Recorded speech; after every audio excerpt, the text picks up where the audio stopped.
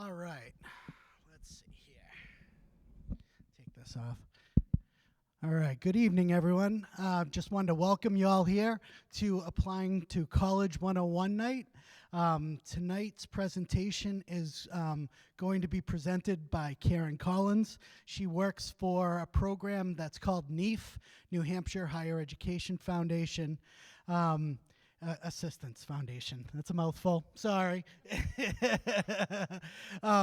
We use NEAF quite a bit. Salem High, we use them a lot for assistance with understanding financial aid, as well as the college application process. So they are a very valuable resource, free to all New Hampshire students, which is awesome. So we access their services quite a bit. So they'll be presenting tonight. Just wanted to go over just a couple things before we start. After this presentation, all the counselors here at the high school will be either going into classrooms of juniors or we'll be meeting with them individually as well to go through basically the college search process. And that's how we sort of kick things off, is how to look for colleges, what to look for, what to do. So we'll be walking them through that. We'll also be going through a program that we use here called Naviance. Some of you may be aware of it, some of you may not. Naviance is an online tool that we use throughout the college application process. It has a great college search program that we use. We use it throughout all 4 years of a student's high school career. So by the time they get up to their senior year, they're pretty well versed on how to use it. But again, we'll be going through that some more with them, and that's pretty much about it. So I will now turn this over to Karen. Thank you. Yeah, perfect. Thank you. I don't know how tall I'm going to be back here. I might stand over here. So my name is Karen. I am one of the senior education and career counselors with the Center for College Planning at the NEAF Network. As was introduced, we provide services across the state for New Hampshire high school students and their families, well, really for New Hampshire students starting in elementary school, through high school and beyond. And this is one of the places that you have free services to help you in this process. So we definitely want you to take advantage of that situation. I'm going to let you know kind of as we move along tonight some of the places that we can help you, and mention some of the things that are coming up for the senior year where we can also help you with this process as well. So as we move along tonight, feel free to ask questions. That is something I want you to encourage you to do. You can ask them as we're moving along. Don't wait until the end, because if you're like me, by the time we get to the end and I say, are there any questions, you'll have long since forgotten whatever that was, and then you'll go home and say, oh shoot, I should have asked that question. But if you think of other questions later, once we've left tonight, feel free to contact us in our office, and our contact information is going to be all over these slides and on the book that you picked up, that Admissions Insider that you picked up when you came in. Also, when you came in, you noticed there was a QR code hanging in the back. If you didn't get a chance to sign in using that QR code, please do that on your way out if you don't mind. It keeps our numbers straight. We like to know how many we had in attendance at different events. It helps us with our grants. We are a private nonprofit organization, so we do keep track of all of that information. So that's why those are hanging in the back. All right, so let's get going. Let me make sure I can figure out how to move these slides for you. Yep, all right, here we go. So when students start this whole process, one of the things that we talk about and your school counselors are going to talk about with your students is that this is really their process. They really need to be invested in this. This is not a decision, which college I'm going to ultimately attend is not a decision that parents can make for our students. It's not a decision that your friends can make for you students. This is something that you really need to invest some time and some thought, some energy into as you go through, and then you'll have your very best college experience possible. So one of the first things that we can talk about with students, and one of the first things that can help them to narrow down from the 4,000 colleges there are in the United States alone to a list that's a lot more reasonable and manageable than that, because certainly parents, we don't want them applying to to 4,000 colleges because we'd all be broke and they'd be exhausted. So we don't want to do that. But one of the first things that they can start to think about is, where am I headed? Where is my ultimate career goals? Not just what do I want to major in, but what are my ultimate career goals? It's hard, they're 16, 17, 18 years old, so to make a choice like that is very difficult. And some of our students won't quite know when they go to college, and that's going to be okay too. But if they've at least thought about some of those things that they love, some of those things that they could potentially turn what they love into a career. Parents, we know that if you have to go to work every day, it's kind of nice when we at least like it. If they can do that, it's going to help them a lot in this process. It's going to help you to choose a major. It's going to help you to choose colleges that, have a strong major in that area and can lead you in the direction you want to go. There are so many tools to help you with that, students, Naviance being one of them. And I think probably during your freshman and sophomore year, you might have done some career interest inventories, some inventories of, what are my likes, what are my dislikes? Do I want to work with my hands? Do I want to be outside every day? Would I rather sit in an office in a climate-controlled, situation? They've answered some questions like that to get some ideas. We have a new tool in our office. It's called Science. It's actually a really great product. I just did this. My daughter is a sophomore, and she's not exactly sure what she wants to do. Pretty normal, right? So we did Science. She was kind of our example student as we were putting this into place. And it was a phenomenal tool. It's like a lot of brain games. I did it as well. And it really focuses on what your aptitudes are in addition to what you like. So it gives you opportunities to see what potential careers there might be based on your aptitudes. So based on the things that you are really good at already. And then based on what you're interested in, and then based on that combination, what types of potential careers are out there for you. And then you can click on those and get more information, the day in the life of, a pediatrician, what is that like, and then what colleges might I look at for a career in.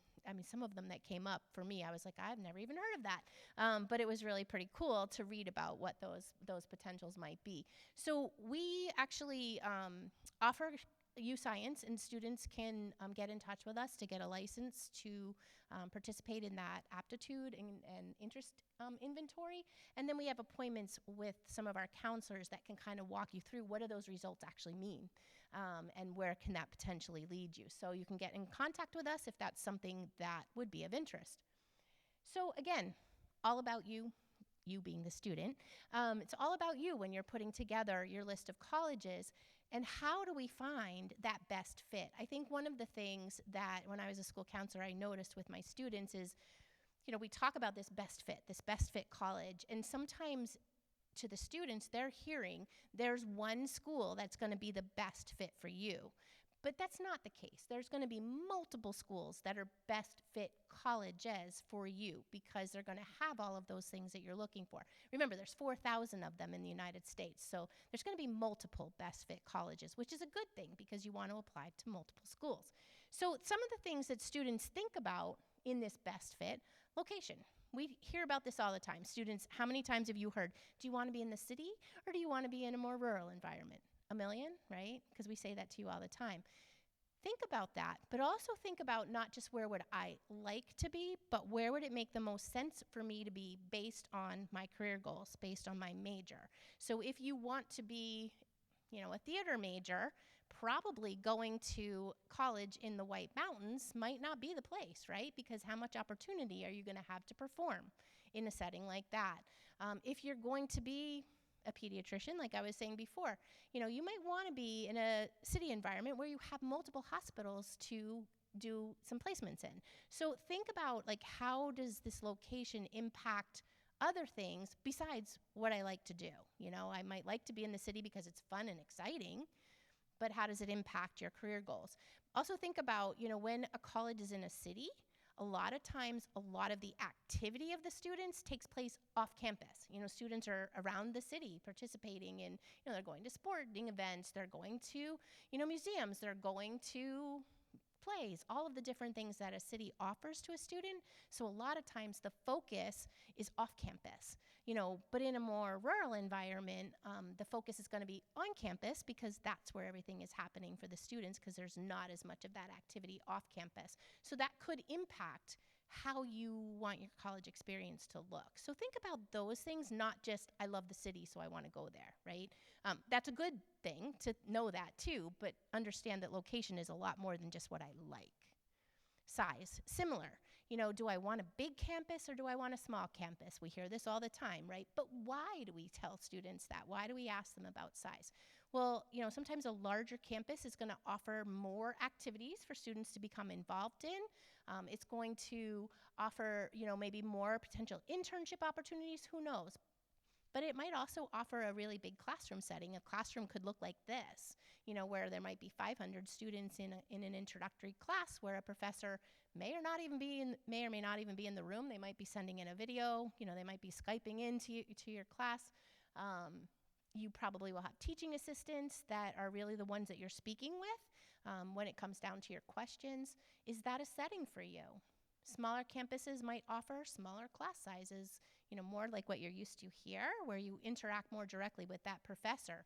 Some of the large campuses also offer small class sizes, so it's important to really look into that a little bit deeper when you're looking at a campus. And you can ask the student tour guides, how big are your classes? When you were a freshman, how big were your classes? Now that you're a junior, how big are your classes? Because as they move on in their major, it may get smaller. So those are some important things to really think about. Think about your learning style. How do you learn best? Which type of setting is going to work for you? Academic programs, obviously we want the college that you're selecting or putting on your list to have the academic programs that you're seeking. If you're not sure of what your major is, you are very normal. Make sure that it has some of your interests, maybe multiple of your interests are available on that campus so that you can move around should you want to change majors.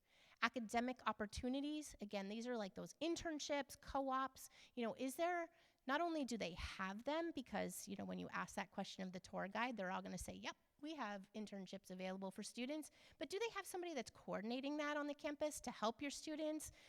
Do you have to pay for students to do those internships? Some schools you do. Do you get college credit for those internships? Some schools you do, some schools you don't. So how does that work? So make sure that those academic opportunities that are going to help your students get that job ultimately are going to be there for your students. And again, that kind of goes back to location. If you are going to be doing clinical rotations as a nurse, are there hospitals locally that you're going to be doing that at, or you're going to need a vehicle to get to all of those locations?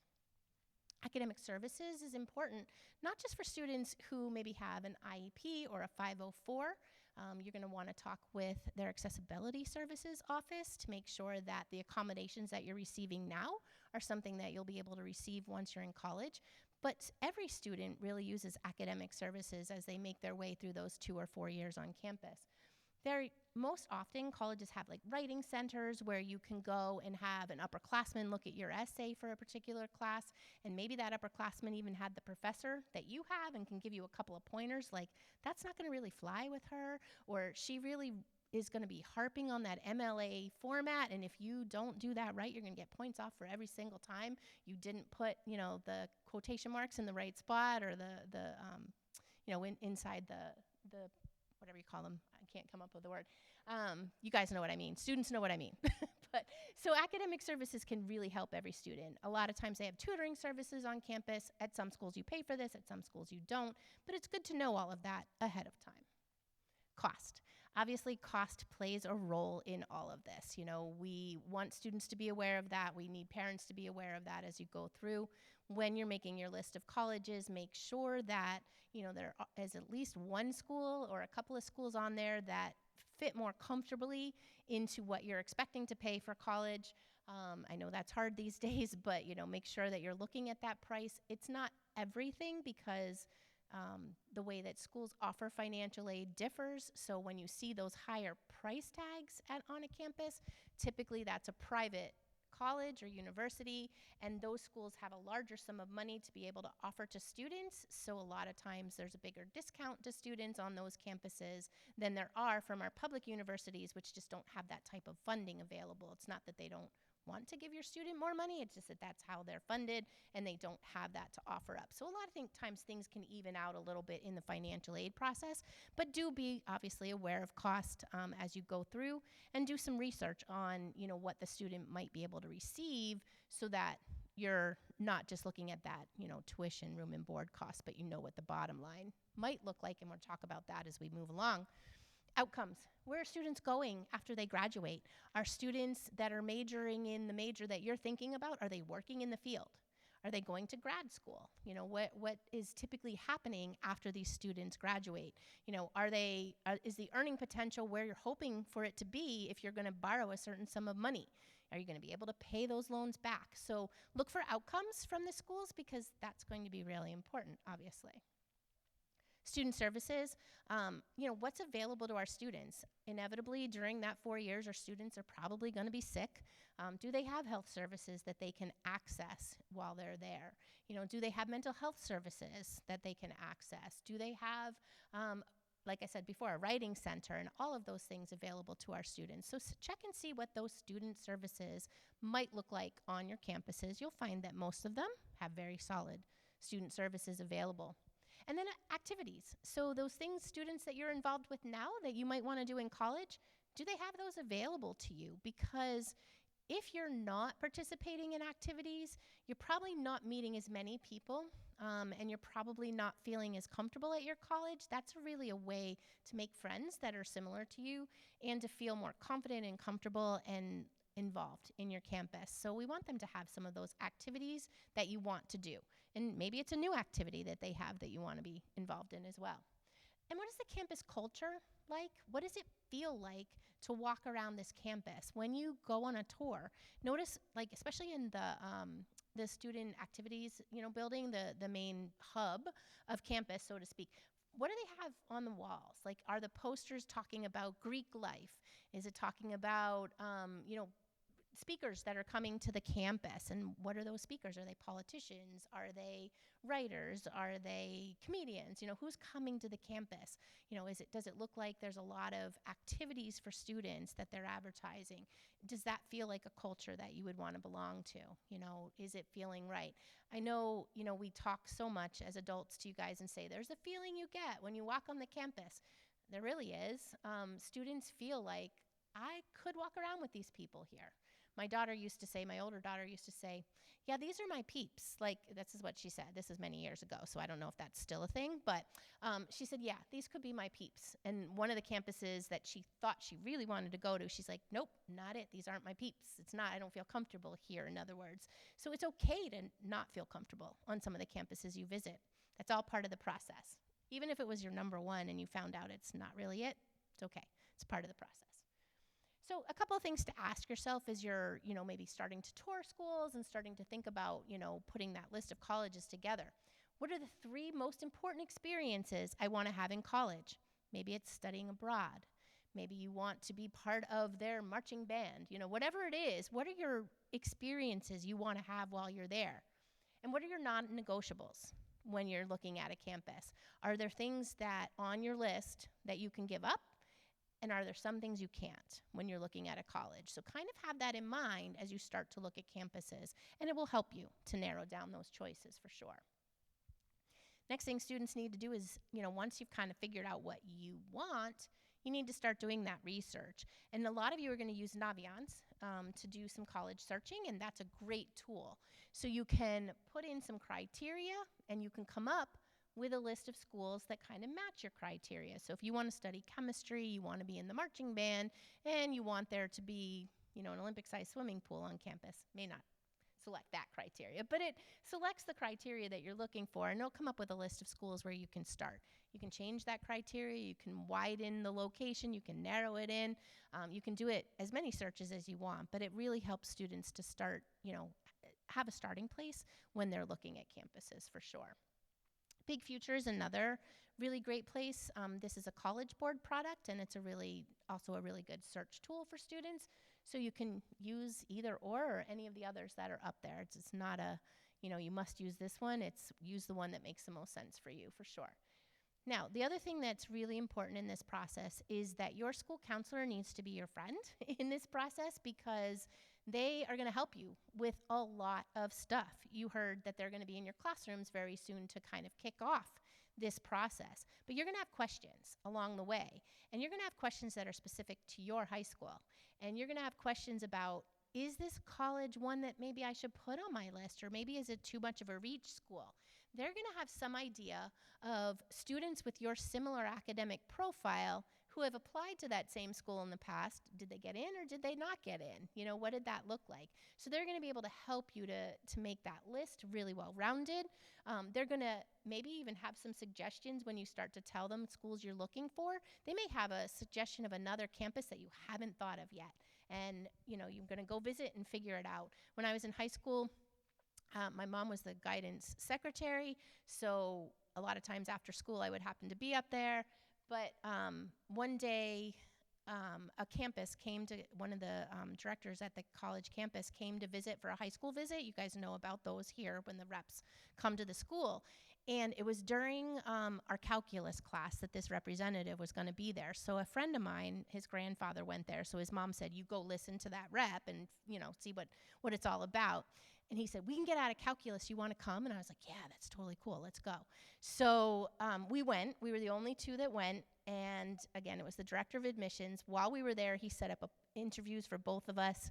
We both went to see the school, and we both attended that particular college. I had never heard of it in my life prior to that moment. All because I was skipping calculus, guys. So you never know why you might find the college you find. I loved it. It was a great 4 years. So you never know. So I'm not suggesting you skip calculus, by the way, so don't go home and say, you know, Karen told us we could skip calculus. But you never know what you might learn if you go and check out these representatives. Your school counselor will also write you one of your letters of recommendation. Most colleges require a recommendation from the school counselor. So imagine how many letters of recommendation they're going to write. It's a lot, P.S., and it's hard to do. And it's really, really hard to do if you don't know the student. So it is in your best interest to get to know your counselor and let them get to know you so that that letter of recommendation can be as good as possible, because that admission counselor is looking for, from your school counselor, they're looking for you as like the global student here. You know, it's kind of an overall recommendation, not just academic. It's like, how are you as a citizen of Salem High School? What kinds of things are you involved in? Are you one of those kids that they see at every single event? They're going to talk about that. You know, so you really want your counselors to know you so that they can write a really great letter of recommendation for you. So get to know them if you haven't already. Spend some time with them. You're going to be busy, but but you want to do that. It's really important as you go through the process, for sure.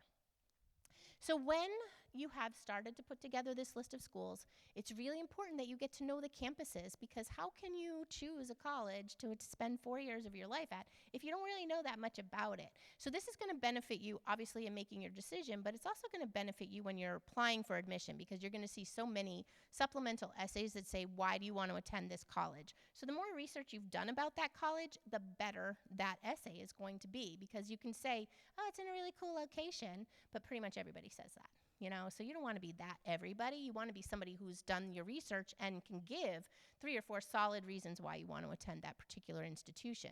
So think about ways that you could get to know a college. One of them is by attending college fairs. This is a great way to see the representatives. You kind of get to walk around from table to table. They display their pretty pictures so you can see, you know, what might be available at their campuses. You can ask them if they have your major and if they have your sport and all of those things. They'll ask you to fill out an information card, and they'll take it back to their college, and they'll send you tons and tons of emails and mail. But that's a good way to get to know the campuses. Colleges ask you to do that, well, certainly so that they can send you tons of email and mail, but also because they keep track of how many times they are in contact with a student, and some colleges use that in their decision process. It's called demonstrated interest. So if we are looking at a couple of students and one student has come to a college fair and talked to the rep, they have talked to the representative when they visited their high school, they've visited campus multiple times, and the other student, there's been no contact, they're going to invite this student to be part of their class because they're more likely to come. And frankly, their job is to fill the seats, right, in their freshman class. So think about demonstrated interest. It doesn't mean inundate them with all kinds of crazy questions or anything like that, but it means participate and get to know the campus. So go to college fairs and interact with those representatives. And then when they come to your high school, that individual who comes here representing whatever institution it is, they're probably the person that's going to read your admission file, because we travel in regions. And you typically are traveling to the high schools where you read those admission files because you want to get to know the students, right? So of course you travel to those areas. So when they come to the high schools, that was one of my favorite parts of being an admission counselor, is coming to the actual high schools, because now the student is not sitting across my desk from me in the clothes that their parents made them wear, and they're all uncomfortable and they're just nervous about what I might ask them because it might be hard and it means they don't get in. That doesn't happen, by the way, in college interviews.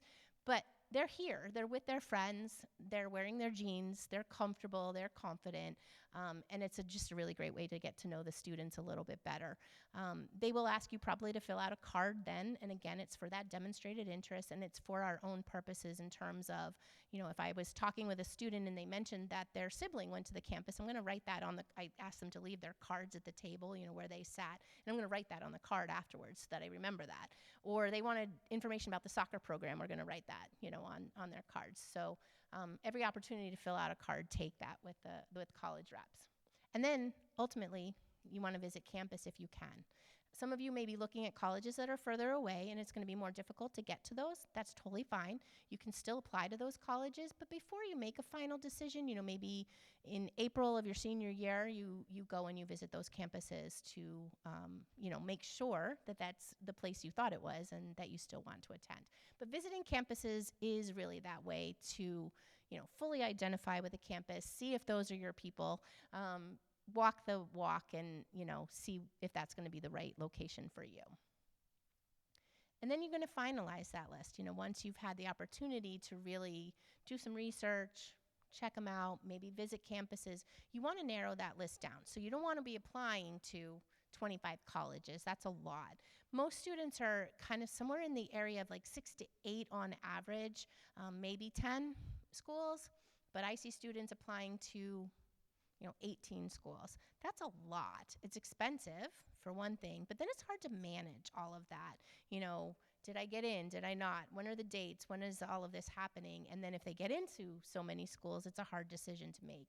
So find the right number of schools for you, not too few, because we want to have choices and we want to have the opportunity to be admitted and receive multiple financial aid awards. But not too many either. So probably somewhere, falling between that 6 to 10 is where most of our students will fall. On that list, you want to make sure that you have schools in 3 different categories. So one of the categories would be your target schools. Those are schools where you kind of fit their average admitted student pretty well. If they're looking for students with about a 3.0 and if they take test scores about this much, then you fit that. That's a school that you're likely to be admitted to. But this is college admissions, so there's never a guarantee, but you're likely to be admitted to those schools. And then you want to think about those probable schools, or those safety school students, as we call them, where you are above that average candidate for admission. Your score, your GPA, your test scores are above what that school is typically admitting. And not by just a tiny bit, like if they're looking for a 3.0, don't be like, I have a 3.05, safety school. That is not safe, that's target. Remember that. And parents, I think for us too, we have to kind of think about, we in our minds might think of some of our state institutions as safety schools because they might have been when we were looking at schools. UNH, the average GPA last year was 3.5, maybe slightly higher than that. So it's not a safe school for everybody. So we want to make sure that, we're applying appropriately to those safety schools. And students, you actually have to like the schools on your list. I know this is a stupid thing to say, but so many times students come to us and they're, I say, okay, so which is your safety school? They point to it and they roll their eyes. I'm like, okay, so why the eyes? Well, I hate that school. I'm not going there. Well, then why is it on your list? Because what if that is the school that gives you the most financial aid and it's the one you get into and that's your choice? You have to like them. And if you're having trouble identifying a safety school that you like, see your school counselors, get in touch with us, and we'll help find you a school that you're like, okay, yeah, I could go there. I'd be comfortable with that. Very, very important. You also want to make sure that, if you're going to put reach schools on your list, those schools where you don't quite match that profile of the average candidate, it's a little bit of a stretch for you. Make sure that the majority of your list is not reach schools, because these are the schools you're not sure you're going to get into, and it's admissions, so we can't guarantee anything. You may, but you may not. Also with your REACH schools, keep in mind that if you are looking for academic merit scholarship, those are not schools you will get academic merit scholarship from, right? Because if that's a REACH school for you, you are not above the average candidate for admission, and that's who's going to get the money. So at your schools that are more target and more safe schools, that's where you will get the money. So keep that in mind and maybe add a few extra target or safe schools on your list if academic merit scholarship is something you're looking for. Not every college offers it. Know that too. So when you're putting together your list, understand that colleges can choose what they do with their own money. So one school may say, we are going to offer academic merit scholarship to our students based entirely on, your grades, your test scores, the rigor of your coursework. And other schools may say, we're not doing that. We're actually going to offer it based on need. So based on our family finances, they're going to offer money to students that way. Some will do a little bit of both, but if you identify with one group more than the other, look for schools that offer their money that way. And again, if you have trouble with that, ask your school counselors, ask us to help you identify those schools. But doing all of these things will help make sure that that list is as appropriate as possible so that in April, when you're making your final decision, you have multiple choices and multiple financial aid offers to be looking at, and hopefully the best financial aid offers to be looking at as well. So every time you're going to put a college on your list, make sure that you can identify, say, 2 to 4 things about that school. And that's why you're putting it on your list. Why am I applying to this school? If it's simply because they offered you a free application, it's not good enough, right? Because if you know nothing about that college, why are you applying, right? They only have a certain number of seats in their class, and if you're applying and taking one of those seats, somebody who really wants to go there may not get the seat that they wanted, and that could happen to you too. So we don't want students just applying to see if I get in or because they offered me a free application. It just muddies the waters for you and for them. So, but be thoughtful about your process for sure. Lots of ways to apply for admission. Some colleges will offer multiple ways for students to apply. The most restrictive way to apply to a college is early decision. This happens early in the admission process, as the name suggests. Typically, early decision deadlines are somewhere between October and maybe the beginning of December. Students have to have all their materials into their colleges, and then once they have applied, if they are admitted to an early decision school, that's the school they'll be attending. They have to withdraw all of their other applications for admission at that time. You'll receive that one offer of admission and one offer of financial aid. So it's a binding contract. This is not for everyone. This is for students who know in October of their senior year, this is where I want to go. And it's for parents who know I can pay for that college, right? So we don't have other offers of financial aid to compare it to. So it's not for everyone, definitely not for everyone. Early action might be for more of our students. It's a similar process. You apply early between October, typically December, and you're going to hear back early from your colleges whether you've been admitted or not. But you have until May 1st to make a final decision. It's non-binding. You can hear from all of your colleges, receive all of your offers of financial aid, make comparisons, and then choose. So this is really for students who are organized and ready to go in the fall. It's also for students who know that their grades and their transcript is where they want it to be at that time. So if you want your senior grades to be considered as part of that process, more than just your first quarter senior grades, then you might want to wait to a regular decision pool, which typically happens anywhere from January to March, and then those grades might be considered as well. So maybe you're taking some really tough courses in your senior year and it's going to show nicely for you, and you want the colleges to see that. Regular decision might be the way to go. Typically, there's no difference between an early action and a regular decision pool in terms of money that you're going to receive, in terms of filling that class. There's typically not a difference between that. Early decision, there could be. Early decision, because it is binding, some colleges admit the majority of their class in early decision. These are really competitive colleges. This is not every college. But they might admit the majority of their class early decision, and that might be a reason why a student would consider early decision if it's their dream college. So different ways to apply.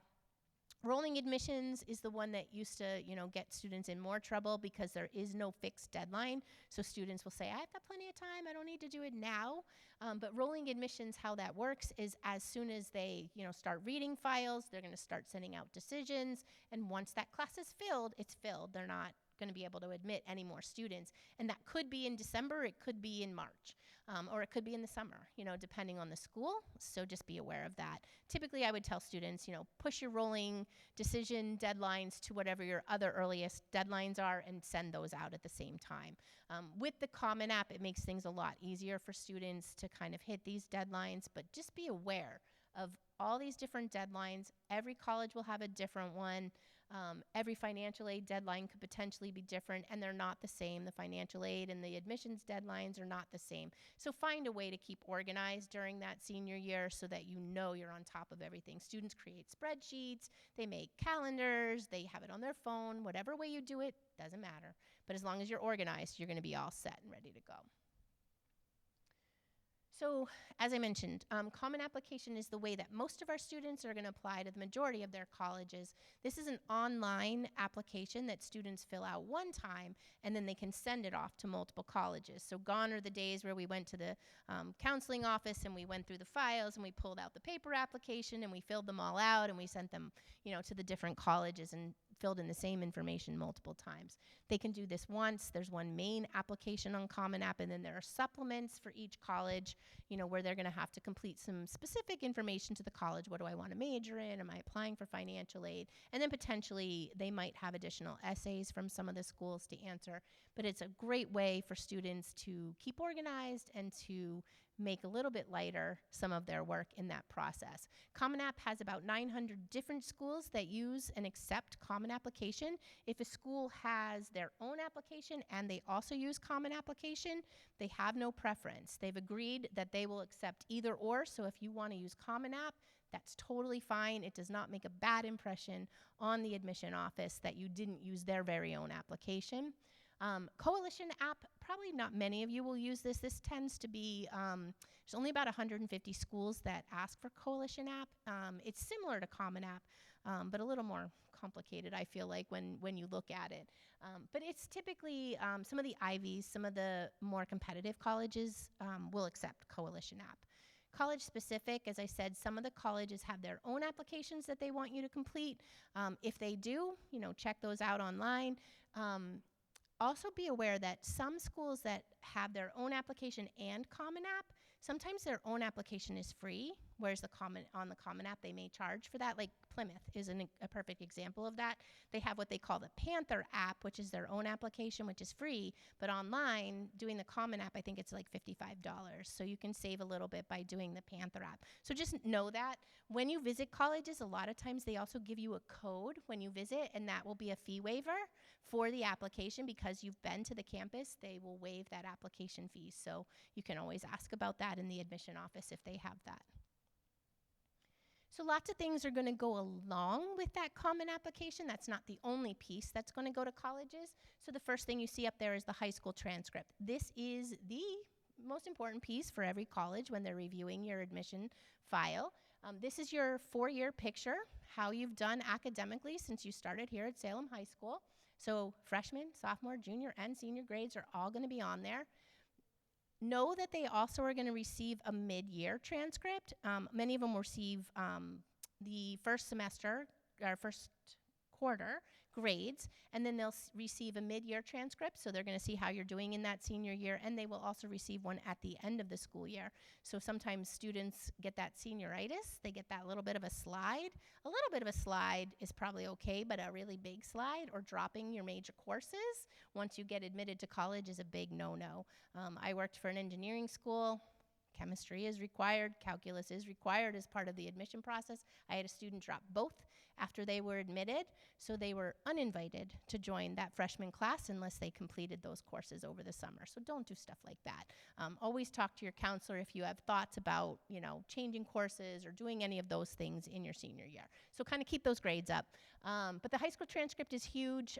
Your GPA will be on that high school transcript. They likely will recalculate that GPA, meaning that they'll take your 5 core courses, so history, English, science, math, and your world language, and they'll take those grades. They will assign a weighted value. So if you took an honors course, there will be a weight to that, typically 0.5 added into your grade. And if you took an AP course, an IB course, or a dual enrolled course, typically they'll add 1 point into that. So know that the GPA that's on your transcript may not be the same GPA that they're going to be looking at when they evaluate your transcript. The college I work for, that's already done for us. When I receive the applications that I'm going to read, that recalculation has already been done, and it's on there for us to read. So they have people that's their job during the fall season to recalculate GPAs. Doesn't that sound fun? Not to me. I'd much rather read the files, but they do that. College essay is the piece, parents, that's going to hold up your student's file the most.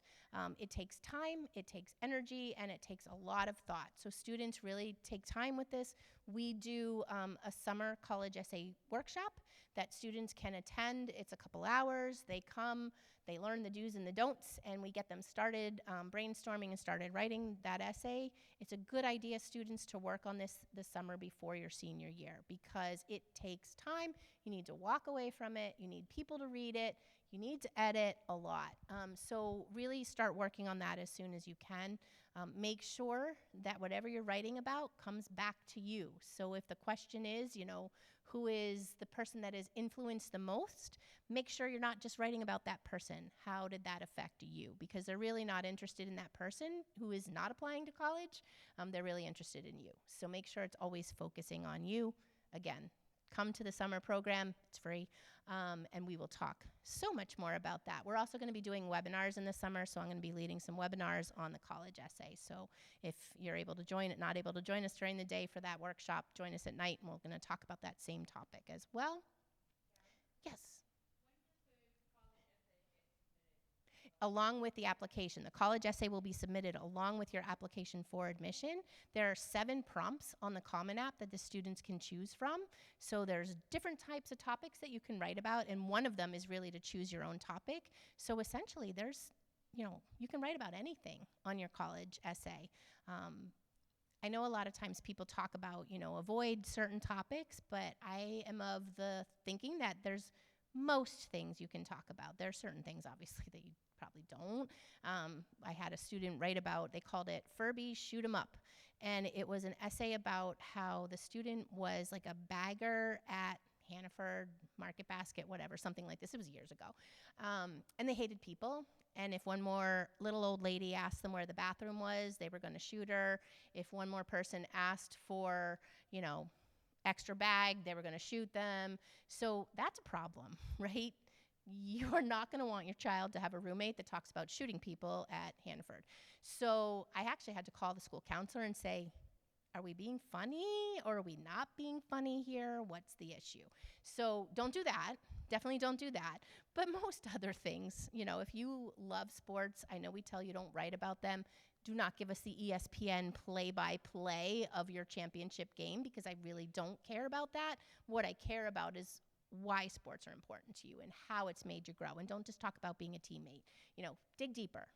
Why is that so important in your life? If you want to write about that, I think it's okay. Just check that topic with somebody else, make sure it sounds like you, and you'll be good to go. So the essay is something, we definitely want you to spend time on.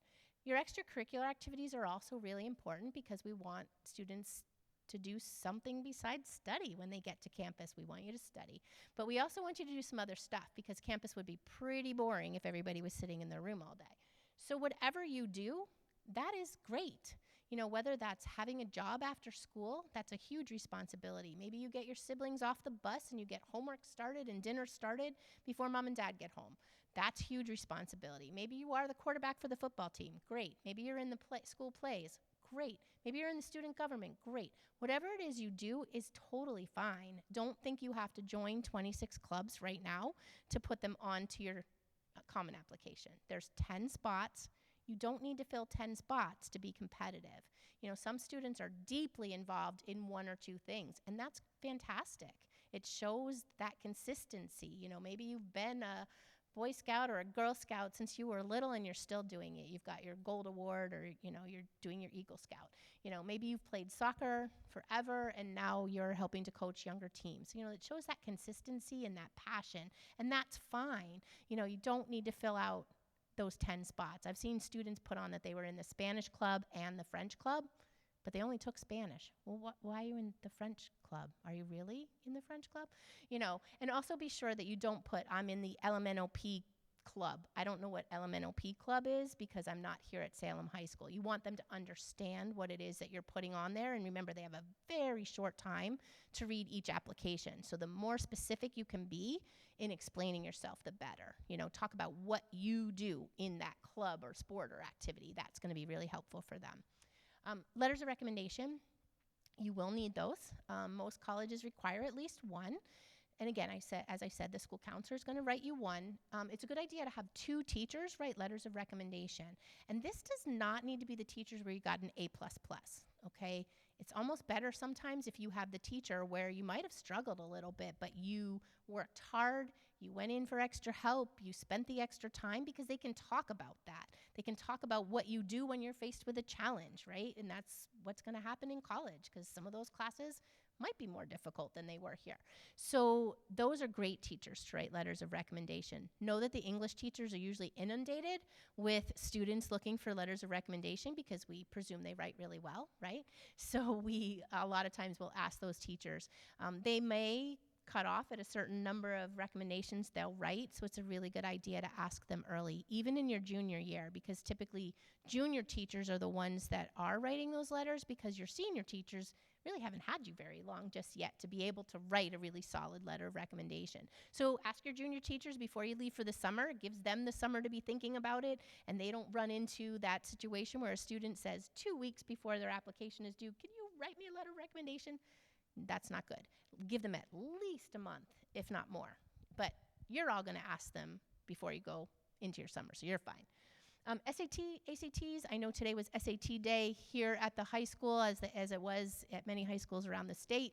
A lot of schools are test optional now, meaning that they don't require students to submit their scores. You can if you wish to, but you don't have to. It's not something that they can't review your file if they don't have those scores. There are also test blind colleges where they don't want you to send your scores. They're not even considering them at this point in time. WPI is a college that just went test blind, for example. With test optional, I think it's a good idea to kind of have a rule of thumb. If my SAT scores or ACT scores are kind of around that mid 50% of what they're accepting or better, then maybe I want to submit them. If they're not, I don't need to submit them. It doesn't hurt a student to not submit your test scores because they said it was optional. They actually meant it was optional. So understand that through the process. So a lot of schools are still test optional as a result of COVID, but check with some of them. Some may be reverting back to requiring them, and others are just not going to go back to that. So check on them. But take these tests seriously. When you are taking those tests here as your junior assessment, make sure you invest in that. Maybe take some time to go on Khan Academy, do a practice test, check out what that's going to look like so that maybe that's your one and done. Maybe you get solid enough scores that you can be done and you didn't have to pay for it. That is a bonus. For some students, they may want to take them again. That's fine too, but I don't recommend students doing it more than 2, maybe 3 times, but only really like if you were sick and weren't feeling well one of those times. The anxiety level for our students just raises and the scores don't go up much after that. So it's expensive, it's time consuming, and it creates a lot of anxiety for our students. So 2 times is probably good for most of our students. So they're there, but not every school is going to require them. Other things to consider, so some of our students might be going into theater, dance, they might be looking at art, so you might have an audition involved or you might have a portfolio that you need to submit. So understand that and make that part of your process. Those auditions can start as early as the junior year and can go into the fall of the senior year, even into January of the senior year. So know when they happen, know what's required. Can you do a video audition? Can you submit a digital portfolio? How does that work? So understand that that might be part of your process. And for those athletes who want to play, particularly at a D1 D1 or D2 level, you're going to need to register with the NCAA Eligibility Center. Usually that happens towards the end of the junior year, so if you are a junior now, that might be something to explore. Your grades are your transcripts will be then submitted from the high school. They need official transcripts, and they'll go through that process of certifying you and saying you're eligible, and then coaches would be able to talk to you. So, if you are hoping to play D1 or D2, and some D3 athletes do the eligibility center as well, because they're not really sure if they're going to be D3, D2. So just be aware of that. And here's my big lecture. Sorry, students, but it's time, and you guys are going to need to start taking the lead in this process, because they don't let your moms and dads come to college with you. You're going to need to be the one that interacts on that campus. So it's a good idea if you start taking the lead now. If you are scheduling a campus tour, students, you go ahead and do that. A lot of times you can do it online, so you don't necessarily have to talk to a human. A lot of students don't like to do that on the telephone. But sometimes you can call and schedule an appointment. They will literally walk you through it. You're going to tell them, I want to visit campus, and they'll say, great. Do you have a date in mind? You tell them, and they'll say, on that day, we have tours at 10 and 2. What works for you? They'll take your name, they'll take your address, your email address, and then they'll send you the information. So it's super simple, but it's really important that the students do that. It makes an impression with the admission office. Again, I said I do read admission files, and right in the files that I get to read, I see things like in my notes section, Mom called to check on the status of student's application. How do you think that looks for the student? Much prefer to see student called to check on the status of their application, right? Because mom's not coming, you're coming. So make sure students are taking the lead. I think it kind of goes without saying, but I see it every year. Students, you need to fill out the applications and write your own essays. I can tell you, I can spot it a mile away when you didn't do it, right? Because typically there's more bragging, because we're parents and we like to do that for you, in the applications that are not done by the student. So make sure, obviously, it goes without saying, but I have to say it anyway, make sure the student is doing that. And moms and dads, it's hard to resist the urge, but when they're doing their essay, try not to over-edit it. It's okay to be in their voice. It's okay that they're not using big words.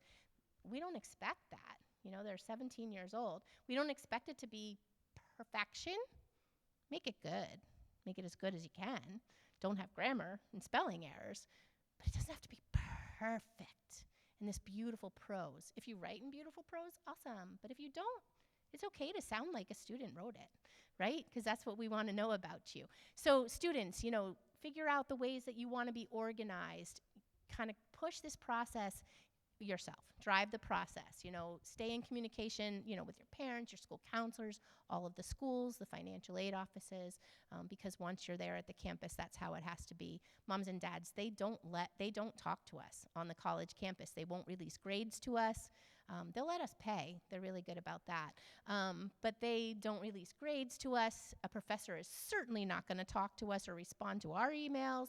The bursar's office is not going to tell us information unless the student, releases, waives that right. But it's the students. So we want them to start taking that lead and doing that as well. So this is just a quick timeline.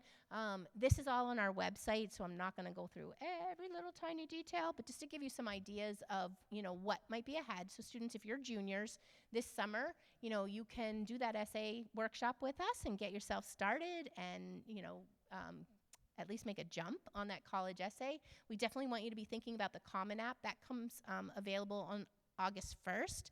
But you can start working on it before that, because when the new one comes up, you can just tie in with the new one. So that's good. So you can start working on that. Touring colleges will continue through the summer, exploring your career options also through the summer. In the fall of your senior year, is when it gets busy. So you may be taking the standardized tests again if that's something you want to do. You're going to be organized. That's one thing that you're going to be doing all along. I don't know why it's necessarily on this slide, but it should be everywhere. You're going to complete your applications if you're applying early action or early decision in the fall. And you're going to be filing the FAFSA form, so that free application for federal student aid. We will have a financial aid night this fall, and we're going to walk you through all of that information. I will be back. Aren't you so lucky? You'll see me again. But I will walk you through all of this information and give you everything you need to know about that FAFSA form. We do file FAFSAs with families. We do them right now. We're operating remotely still. By then, we'll be back in our offices, so you can either come to Concord and do it, or we can do it on Zoom and get that FAFSA filed for you. Once we hit winter, some of our students are going to be continuing their applications if they're applying regular decision, or if they're maybe applying rolling admissions. And then you're probably going to start to get your decisions from those early action schools. So there's going to be a lot going on potentially during that time. We also want you to be thinking about scholarships. That's going to roll around in about February of our students' senior year. They're going to get information from the school counselors about the local process. Students, if you do any applications for scholarships, those are the ones I definitely want you to do, because it's so likely that you're going to receive money locally, so do those. And then also the New Hampshire Charitable Foundation, and I'm going to tell you this again in the fall for financial aid night, but they are an organization in Concord. They have about 200 different scholarships, about $6 million that they give away to students in New Hampshire. There's one application online that students fill out, and they get dropped in all of those buckets. But they're a great organization. About 1 in 5 students receive some aid from them, and the average award last year was about $4,600. So they are a worthwhile piece to be taking a look at. I think it's up on Naviance for you guys as well. And then in the spring, you're going to receive those the final offers of admission, and also those offers of financial aid. And we sit with students and families, and we help you to interpret those offers of financial aid and what you're truly receiving from the different colleges, and then to make a plan, how do we finance this education going forward. And then maybe you're going to be making final visits to those top schools, because now you've been admitted.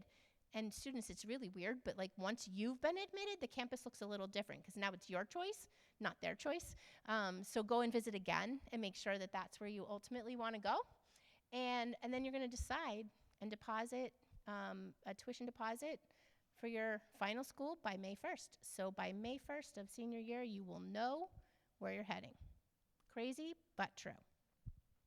So one of the things we can do for juniors, we have a program called Destination College. It is going to be online this year in an abundance of safety for not bringing 1,500 people onto a college campus. So we're going to be virtual. It's going to be April 9th. It is filled with free college planning workshops. You'll hear from college admissions directors, financial aid directors. We have NCAA compliance officers, coaches, student athletes. We have college counselors. There's all kinds of people that are going to be there to share information about this whole college process. It's free. So again, one of those places we can get free information. You can do it from home in your PJs. I'll try to dress nicely, at least, that you can see the top of me, and I'll probably have sweatpants on, I'll tell you the truth. But we'll all be there ready to give you some information. We do ask that students register. That's the way that you'll get the link to join us that day to get into the platform. You can get that QR code now if you want, or just go to destinationcollege.org. But it's going to be a fun day, and our speech contest winner, our high school speech contest winner, will be there to share their speech. They are actually receiving $5,000 for writing a 3 to 5 minute speech and sharing their college planning experience with our juniors. So we just finished that process on Tuesday and have just selected our winner. So that's pretty exciting. I won't tell you yet who it is, because we are still in the process of notifying our students. And then, as I said, over the summer, lots of different things that are going to be available from our office that you can join us for. That essay workshop. We're going to have a series of webinars that are going to be at night. You can join us live for those, or we're also going to record them, get them up on our website. And then we have these roundtables with college admission reps where, 3 reps come in each Tuesday morning, say, and they talk about their colleges, and then we take questions from students, and we give them a little rapid fire questions at the end. So those are fun as well. And then the College Admissions Insider, you guys actually grabbed that as you came in. We use this when we're online for students to get the PDF version, but you have the hard copy version, but you can also go onto our website and see that College Admissions Insider, or the Financial Aid Insider is available up online as well. And then you can contact us. So if you want to schedule an appointment with one of our counselors, You can book an appointment using this QR code, or you can go to our website, or you can call us. There's a million ways to do it. It's at Calendly is our app that we use, and you schedule your time that works best for you. You can email us, you can call us, you can get in touch with us on social media, you can go to our website. So we're here. We're going to be here through the entire process for you. So any questions you have, always feel free to get in touch with us. But remember, you have some amazing resources right here in your high school. So make sure, students, remember, your school counselors need to be your friend for the next couple of years, right? So you're going to visit with them. You're going to ask them the questions that you need to get all of that information. And again, that's free. So utilize those free services for sure. All right, so I rapid fire, try to go through all of that quickly. What questions can I answer, or maybe the school counselors can answer, that are specific to your high school? See, now that we're in person, this is my second in-person presentation in 2 years, so it's exciting to see your faces. That is nice. When we're not in person, you can anonymously type questions, so maybe that's easier, right? Go ahead.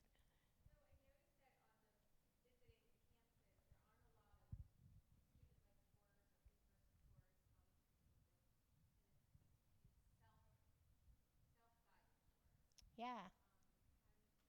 Yeah, the question is, she's noticed that on some of the websites that there aren't as many student-led tours right now. There's a lot of self-guided tours, which is what happens is you get to the campus and it's like on your phone, and you go to certain checkpoints and they have like a QR code and they talk about it on your phone. So you get this, it's a student that's talking to you, but it's like, and this is our science building, and inside is this and this and this, and you can't go inside. A lot of the campuses are open now, so they're starting to open up. There are still some that are doing those self-guided. I think the in-person tours are filling pretty quickly these days too, because we, are finally able to get to some of the campuses. And I think, the students that are seniors now are finally able to get to campuses. So they're visiting, as well as, our students who are juniors and maybe even sophomores. So keep at it. Check over the summer, because that may be another time. It's not as exciting in the summer only because not as many students are there. But it's a good time to visit, and it's, you get a sense of what that campus is like. But kind of, give them a call as well, because they might have something that's not readily seen on the website that they can do with students. And a lot of times they'll hook you up with an individual student so that you can talk with them, which is really great for students as well. Yeah, good question. Anything else? Everybody's ready to go. All right, perfect. I'll stick around. So if you want to ask me some questions, I'll stick around. But thank you very much. It was nice to see people. I appreciate it. People are good. All right. Thank you very much for coming. I'm sure some of you, especially those of you who have never gone through this process before, your heads are spinning. Don't worry about it. I apologize earlier. I never introduced myself. My name's Jeff Foles. I'm one of the school counselors here. This is Christine Rogers. She's also one of our counselors. We'll be working with your students along with Melissa Egan and Heidi Greenlaw. Those are the other upperclassmen counselors. We'll be working with them throughout the whole process. Remember, this is a marathon, not a sprint, okay? So it takes a while here. So we'll get through it. We'll meet with your students as much as they want. We'll meet with you as much as you want. Just give us a call. If you have questions about, anything we talked about tonight, or something that's on your mind that didn't come up tonight, feel free, reach out to us, give us a call, email us. All our information is on the school website. So thank you very much, and have a good night, guys. I forgot to do the